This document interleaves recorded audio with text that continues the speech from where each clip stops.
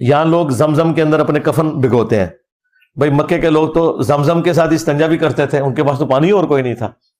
تو یہ ایک جو عجیب و غریب قسم کی نا وہ چیزیں جڑ جاتی ہیں نا، یہ بھی نہیں ہونی چاہیے.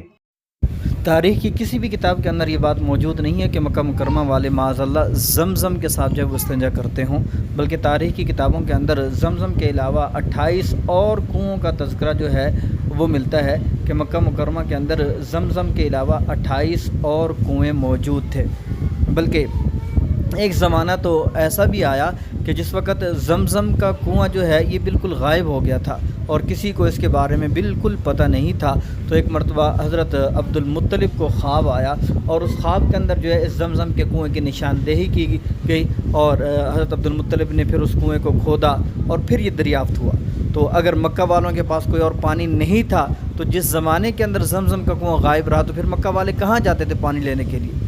تو یہ بالکل جھوٹ ہے، بالکل جو ہے یہ اس کی ذہنی خرافات ہیں معاذ اللہ کہ مکہ والے اتنے معزز پانی سے جو ہے اتنے مکرم اور مشرف پانی سے معاذ اللہ استنجا کرتے ہیں. ایسی کوئی بھی بات نہیں ہے، لیکن یہ بڑی ڈٹھائی کے ساتھ اور بے شرمی کے ساتھ جھوٹ بولتا ہے. اس کے لیے بس یہی کہیں گے لعنت اللہ علی الکاذبین.